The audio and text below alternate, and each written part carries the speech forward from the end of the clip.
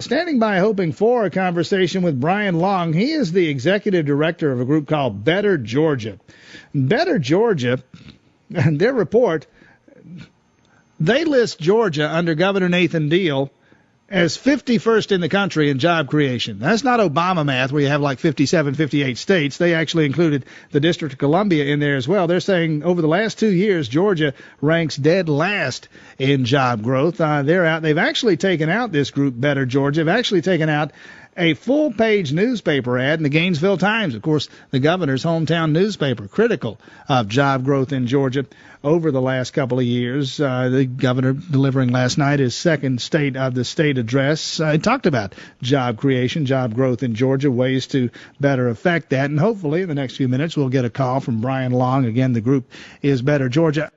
Bryan Long with us now. The group is Better Georgia. We've been telling you they have taken out an ad, full-page ad, in the governor's hometown newspaper, the Gainesville Times, criticizing Georgia job growth over the last couple of years. Georgia dead last in job growth, behind even the District of Columbia. Bryan Long with us now. Thanks for your time this morning.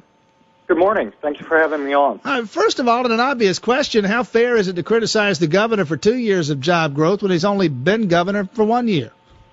Well, he's taking over from an administration that had the exact same policies that he has, which is a low tax, fewer regulations policy, and it's proven ineffective over the past 10 years. So even last night in his State of the State speech, Governor Deal was promising to be steadfast and stay the course and more of the same. So, if more of the same is what got us here today, I think it's bad policy for the future. Well, if the opposite of maintaining a low tax base, cutting taxes in an effort to attract jobs, create jobs, if the opposite of that is to raise taxes, the next question would be, how does raising taxes create job growth? It's not a matter of raising taxes.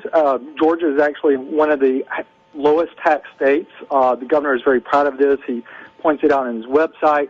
We're not advocating for higher taxes. I don't think anybody would want that. I don't think it would be good government. It's not good policy. What we're asking for is setting priorities that are important to every Georgian and the business community, and that would mean investing in education, having a full school year for K-12 students, having making hope a priority instead of putting it as a secondary issue as something that may or may not happen each year. The governor was able to, and the past governor was able to find enough money to increase the prison system by 20% over the past decade, but we can't find the money to fully fund education in Georgia. So we're asking for a shift in priorities. Did you hear any of this? Bryan Long with us again. The group is Better Georgia. Did you hear anything that you liked in last night's State of the State speech? I mean, you talked just now about, for example, the prison construction in Georgia. The governor saying and advocating it's time for criminal justice reform in Georgia, saying we need to look at maybe reducing the sentences for some of the nonviolent offenders, in effect, freeing up some prison space. You on board with that?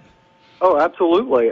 There was a lot that I liked in the governor's speech. I mean, it was a wonderful speech, and if you like pretty political speeches and political promises, it was a wonderful speech. Now I have to watch and see what he does, and that's what Better Georgia is going to do is monitor. I have a list on my website, bettergeorgia.com, a list of 25 promises that the governor made last night. Now, on the face, all of these are good promises. I'm a big supporter of the governor's plan to reform the criminal justice system. It's necessary.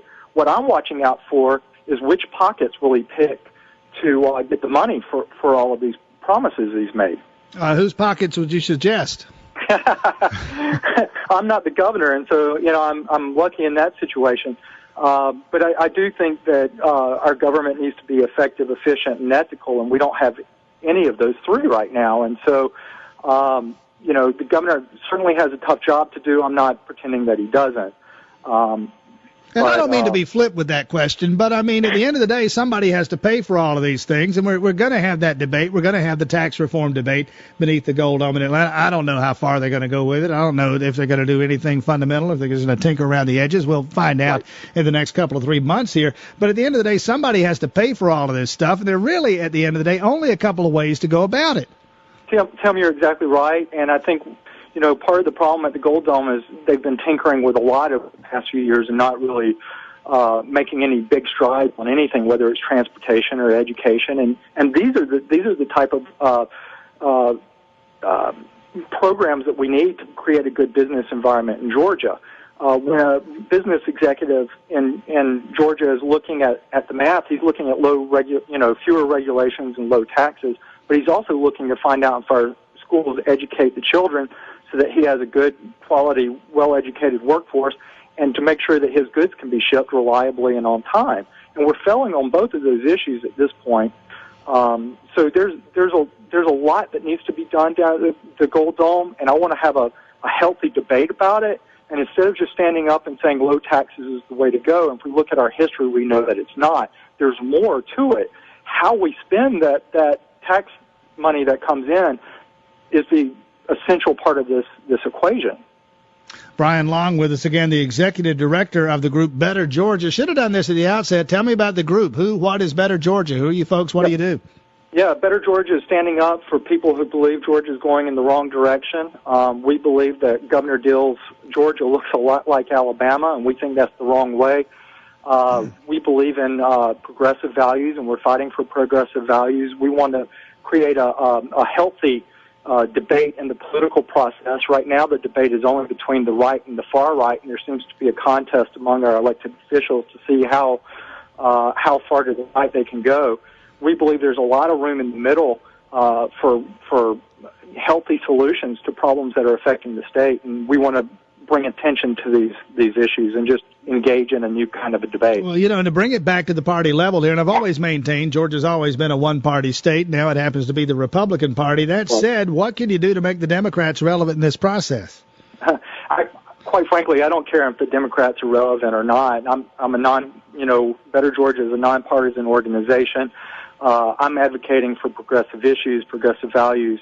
I want to have a conversation about policy, about real-world effects on real people in Georgia.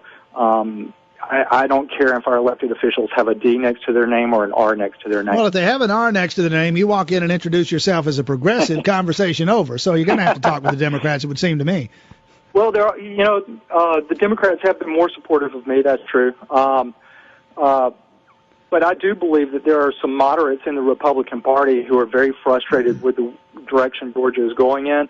There are some pro-business Republicans who feel like the state is not working for them.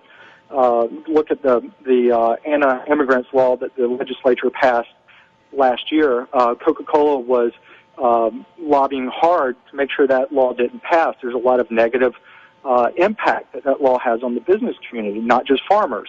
Although at least one report says there was a $1 billion damage to the state. It was a failed policy.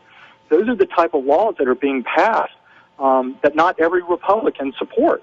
Bryan Long, we got to leave it there, up against the bottom of the hour again. He is the executive director of the group Better Georgia. You gave me a website earlier, bettergeorgia.com.